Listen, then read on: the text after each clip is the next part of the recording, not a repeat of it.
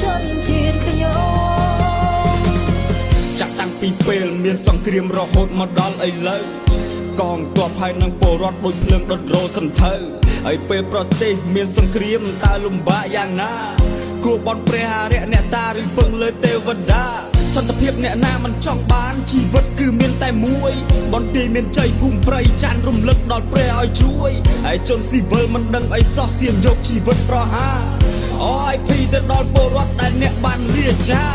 វិញ្ញាណក្ខន្ធជនជាតិខ្ញុំសូមបួងសួងវត្ថុស័ក្តិសិទ្ធិនឹងព្រះនៅលើមេឃទុកវិបត្តិនិងភាពសោកសៅខ្ញុំសូមចូលរួមរំលែករឿងរ៉ាវដែលឃើញនៅភ្នែកសុទ្ធតែជាការពិត